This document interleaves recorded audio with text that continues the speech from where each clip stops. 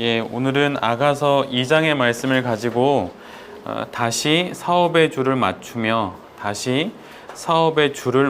라는 제목으로 함께 하나님 말씀을 나누도록 하겠습니다. 성경 중에 아가서는 특별히 유월절 때 읽었던 말씀이에요. 포로, 즉 자유를 빼앗긴 삶을 살던 이들이 애굽을 떠나면서 불렀던 노래입니다. 바로 이 자유의 순간은 실은 사랑을 위한 시간임을 알 수 있게 되는 것이죠. 이스라엘이 얻게 된 자유는 바로 이 사랑을 위한 자유, 하나님과 사랑을 나누기 위한 자유입니다. 오늘 본문에서 연인은 여인에게 함께 가자라고 말을 하지요. 이것은 청혼을 의미하는 겁니다. 영원히 함께하고 싶다 이런 말로 연인에게 프로포즈를 하듯이 그렇게 지금 청혼을 하고 있는 것입니다. 애굽으로부터 나와서 가나안으로 함께 가자는 하나님의 말씀은 영원히 함께 하자는 그분의 청혼이기도 한 것이죠. 오늘도 하나님께서는 우리에게 이렇게 지속적으로 청혼을 하십니다. 그리고 우리 인생은 바로 이 하나님의 이 청혼에 대한 지속적인 응답의 과정이고 또 그 응답을 넘어서 더 깊은 사랑을 나누는 과정이죠. 그러기에 내가 어디서 그리고 무엇을 하든 그 모든 것들은 결국 하나님과의 사랑으로 귀결되어야 합니다. 그러기에 사업 속에서 하나님에 대한 사랑을 자주 돌아보지 않으면 어느새 사업은 영으로 시작하였지만 육으로 끝나버리고 마는 내 일이 되지요. 하나님과의 사랑의 부재 속에서의 소명은 나의 열심이 될 수 있습니다. 여러분 이 말씀을 잘 기억하셨으면 좋겠어요. 하나님과의 사랑의 부재 속에서 하나님의 사랑이 없는 가운데에서 내가 품고 있는 나의 소명은 나의 열심이 될 수 있습니다. 그러다 보면 되게 불안하지요. 그게 될지 안 될지. 왜냐 하나님이 안 계시기 때문입니다. 그래서 동기가 선하다고 하여서 그 이후까지 선한 것은 아님을 반드시 기억해야 하고 그래서 수시로 나의 삶의 자리를 돌아봐야 할 필요가 있습니다. 인간에게는 사랑의 본성, 즉 애성이 있지요. 그런데 이 사랑으로 다른 것들을 먼저 사랑하니 매번 문제가 생깁니다. 사업가인 우리에게는 사업이 그 대상이 될 수 있습니다. 우리의 인생이 또 내 사랑의 첫 번째가 될 수도 있죠. 자녀가 내 사랑의 첫 대상이 될 수도 있습니다. 그러나 하나님 사랑이라는 이 단일한 사랑 뒤에 다른 것들에 대한 사랑과 또 애정이 놓여질 때만이 비로소 우리는 그것들을 제대로 사랑할 수 있습니다. 하나님이 아닌 것이 내 사랑의 첫 번째가 될 때 그것은 결국 내 삶을 무너뜨리고 그 대상 역시 망가지고 맙니다. 그 이유는 그것들이 내 사랑의 첫 번째 자리가 되는 순간 그것들은 우상의 속성을 갖기 때문이에요. 인간은 우상화된 것을 결코 사랑할 수 없습니다. 왜냐하면 우상 앞에서 인간은 자유하지 않기 때문이에요. 사랑은 온전한 자유 속에서 두려움 없이 이루어지는 것이죠. 그러나 우상은 우리로 부자유하게 하고 두렵게 하고 안절부절하지 못하게 합니다. 교회에서 여자 집사님들과 이야기를 나누다 보면 그분들이 자녀들 앞에서 노심초사하시는 것을 많이 보게 돼요. 사랑하니까 걱정이 생기고 그럴 수 있겠죠. 그런데 그것은 자녀가 하나님 앞에서 마땅히 있어야 하는 자리에 놓여져 있지 않기 때문에 걱정하는 거예요. 저도 자녀도 걱정합니다. 또 제 아이들은 좀 아프잖아요. 그래서 걱정이 많아요. 그런데 자꾸 아이들만 바라보면 계속 걱정이 돼요. 끊임없이. 그런데 사업이 또 그럴 수도 있어요. 그러니까 사업에 기회를 줄 수 있는 투자자 앞에서의 전전긍긍하는 모습처럼 또 우리가 그렇게 될 수도 있는 거죠. 또 특별히 사업으로 인해 벌고자 하는 돈이 우리에게 그런 우상의 자리에 놓일 수 있는 존재가 될 수도 있습니다. 최근 코로나 사태 가운데 동학 개미운동이라는 말이 등장했더라고요. 이것은 국내 개인 투자자들이 또 기관과 외국인들이 맞서서 국내 주식을 대거 사들이는 상황을 동학 농민운동에 빗댄 표현이라고 합니다. 실제로 대략 외국인들이 한 10조 원어치의 10조 원어치 이상의 한국 주식을 매도를 했는데, 그러자 국내 개인 투자자들이 약 9조 원 이상을 사들였다고 해요. 그래서 되게 IMF와 같은 사태가 지금 오지 않고 있는 거죠. 그런데 이 현상의 중심에 한 인물이 있는데, 한국인인데 존 리라고 하는 메르츠 자산운용 대표입니다. 저도 이제 그 사람의 이야기를 듣고 유튜브를 봤더니 유튜브도 되게 많이 하고 개인 채널도 있더라고요. 근데 그의 인생을 다 알지는 못하지만 그의 한마디는 새겨들을 만한 것 같아서 잠시 소개합니다. 그가 돈과 또 부자에 대해서 이렇게 이야기를 했어요. 부자라는 것을 어떻게 정의하느냐가 매우 중요합니다. 단순히 돈이 많은 것이 부자는 아닙니다. 부자란 내가 돈으로부터 독립한 사람을 말하는 것이죠. 돈이 없으면 자유를 얻지 못합니다. 아픈데 돈이 없다. 그러면 병원에 못 가지요. 그러면 돈으로부터 독립을 못한 겁니다. 반면에 어떤 사람은 조 단위의 돈이 있어도 행복하지가 않아요. 왜냐하면 돈을 단순히 모으는 수단으로 여기기 때문이라는 거예요. 이 사람 역시 돈으로부터 자유하지 못한 사람입니다. 돈이 많은 것을 자랑하고 싶고 내가 돈이 많은 것을 남이 알아보게 하고 싶어서 금시계를 사거나 비싼 자동차를 사기도 하죠. 이런 사람들 역시 돈으로부터 자유롭지 않은 사람입니다. 저는 이 사람의 이 이야기 중에 이 말이 제일 마음에 와 닿았어요. 부자란 내가 돈으로부터 독립한 것이다. 돈을 모으는 것에 붙들린 것은 돈이 아무리 많아도 돈으로부터 독립하지 못한 것이죠. 또한 수단으로서의 돈이 없는 것 역시 돈으로부터 독립되지 못하는 거예요. 저는 이 부분에 대해서 이 이야기를 들었을 때 제일 먼저 떠올랐던 또 한 분이 있었는데, 그분은 누구였냐면 컴패션의 서정인 목사님이었어요. 그분이 세바시에 나오셔서 이런 이야기를 눈물로 한 적이 있습니다. 그분이 가난을 정의할 때 가난이 단순히 돈이 없는 상황이 아니라는 거예요. 그분의 이야기를 좀 말씀드려 볼게요. 그분은 이렇게 이야기해요. 가난이란 한 생명으로 하여금 너는 아무 소용없는, 아무런 가치가 없는 쓰레기와 같은 존재이고, 몇 세대가 이렇게 살아온 그대로 너는 살 것이고 너에게 미래와 소망이 없다고 그 심령에게 외치는 그 자체가 가난이라는 거예요. 그러니까 가난이 돈이 없는 것이 아니라 그의 심령에게 너는 이 삶을 영원히 살게 될 거다라고 가난이 계속 외치고 있다는 거죠. 그러면서 이분은 이 가난을 해결하기 위해서 컴패션을 하게 됐다고 이렇게 이야기를 하더라고요. 근데 그 존 리의 이야기 중에 그 뒷부분, 돈으로부터 가난하여서 독립하지 못한 것, 그것이 이런 의미도 우리에게 준다는 것도 또 서정인 목사님의 이야기를 들으면서 또 생각을 하게 됐습니다. 그래서 여러분, 돈은 되게 중요해요. 정말 중요합니다. 그래서 정말 잘 다루어야 하죠. 그러나 가장 중요한 것은 돈의 많고 적음이 아니라 그것에 상관없이 돈을 그것이 마땅히 있어야 하는 자리에 두는 겁니다. 돈뿐만 아니라 사업도, 건강도, 명예도, 가정, 비전조차도 그 모든 것이 마땅히 있어야 할 자리에 있게 해야 하는 거예요. 그래야 그 모든 것으로부터 우리가 독립되는 거죠. 모든 것들이 제자리에 있게 하는 것, 모든 것이 있어야 할 그 이상을 차지하지 않게 할 수 있는 것이 있는데, 그것이 바로 신앙입니다.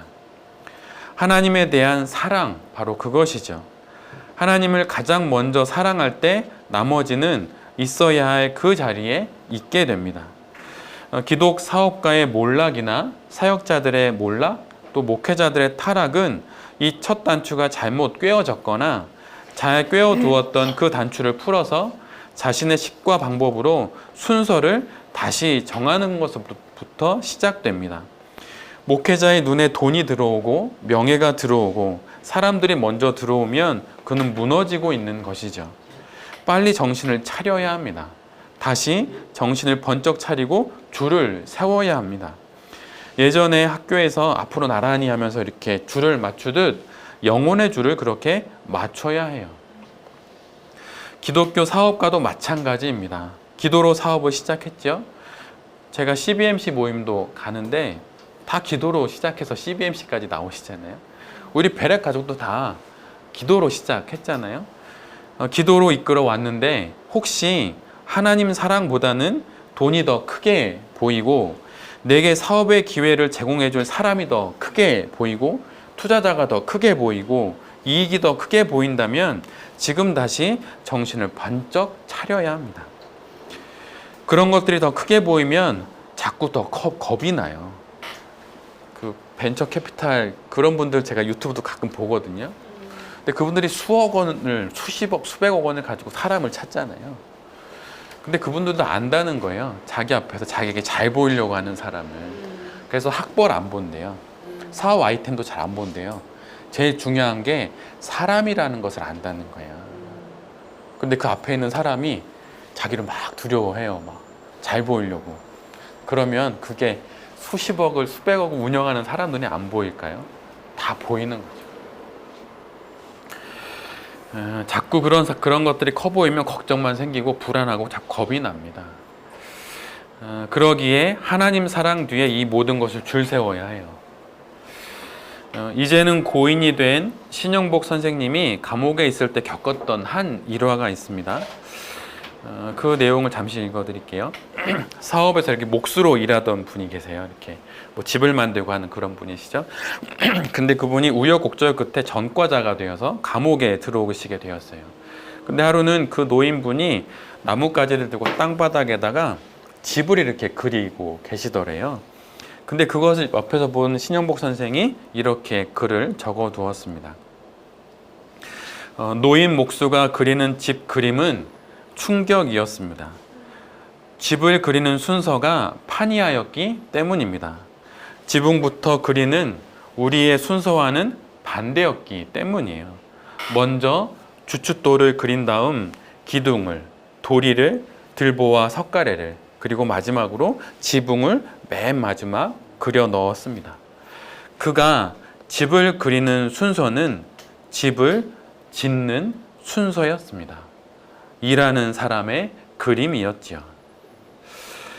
사람들은 허둥지둥 지붕을 먼저 그리고 기둥을 그리고 주춧돌을 가장 마지막으로 그립니다. 그렇게 그리면 잘 그릴 수 있다고 생각하지요. 그러나 이것은 모두 머리로만 그린 그림일 뿐입니다. 우리의 사업이 이럴 수 있어요. 분주하게 바쁘게 요령껏 그렸는데 막상 그리고 보니 그것은 머릿속 그림일 뿐이었습니다. 하나님 사랑이라는 단일한 질서 뒤에 차곡차곡 쌓여가야 할 사업이 머릿속에서만 상상의 나래를 편 것이죠. 하나님 사랑의 질서 뒤에서 사업을 하는 사람이 실질적인 일을 하는 사람입니다.